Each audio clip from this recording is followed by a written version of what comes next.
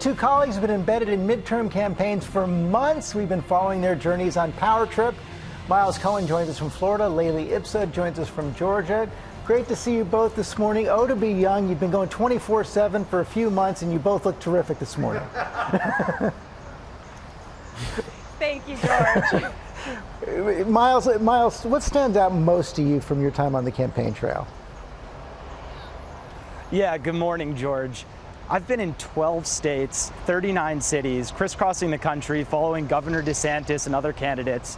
And it is just an experience where you meet people that you never thought you'd meet. You talk to voters, you hear about the issues that matter to them, and you get to cover them. And, you know, I wouldn't trade it for the world, and you look up and it's election day. Yeah, no, it is finally here. Lalee, you've been in Georgia, so many key campaigns in Georgia. You got a tough governor's race there. You've, of course, got that Herschel Walker, Raphael Warnock Senate race as well. And it does seem possible that you could be there longer if it heads to a runoff for the Senate. Yes, I'm definitely not ready to pack my bags right now. I do anticipate that I'll probably be here for another month, but I'm excited. This is a dream job to be on the campaign trail. So if I have to stay here for another more month, I'm okay with that. And you had to cover your first real, I guess, campaign scandal, all those allegations about Herschel Walker and abortion. How did that affect the way you look at the race, and what was your reaction to what you were hearing from the voters there? Yeah, you know, the abortion allegations have plagued Herschel Walker for much of his campaign. Talking to voters, though, they tell me that they are unfazed by these allegations. One voter told me, I don't care if he actually performed the abortion himself, I am still voting for him. I think what that shows me is we might be entering this new world of politics where someone's personal life and what they've done in the past doesn't matter as much as that big D or R next to their name. We'll find out tonight if that's the case. That seems pretty clear right now. Miles, you've really been covering two campaigns in one. Ron DeSantis is running for re-election as governor of Florida, but he's also been out all across the country, kind of a shadow campaign potentially for president in 2024.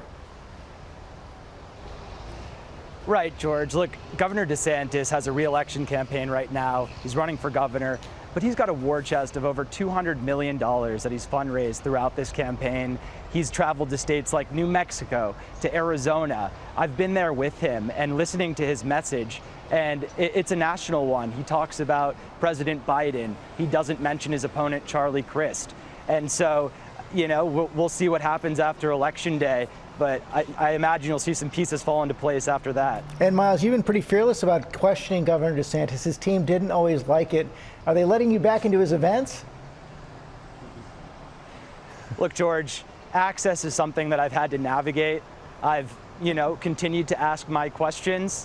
One time comes to mind. I was in Matlacha, Florida, and I was asking, you know, Governor DeSantis about evacuation orders. I had talked to one of his supporters, and she told me no one had knocked on her door, and she wanted answers.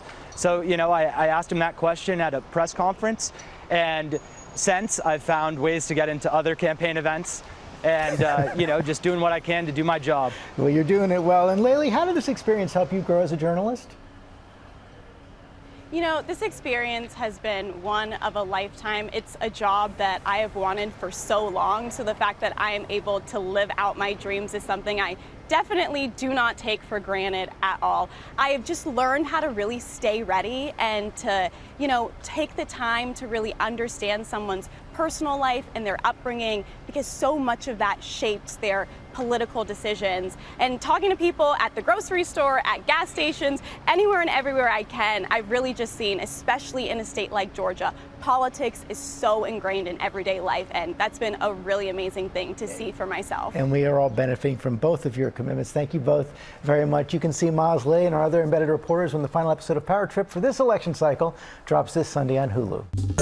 Well, hey there, GMA fans. Robin Roberts here. Thanks for checking out our YouTube channel. Lots of great stuff here. So go on, click the subscribe button right over here to get more of awesome videos and content from GMA every day, anytime.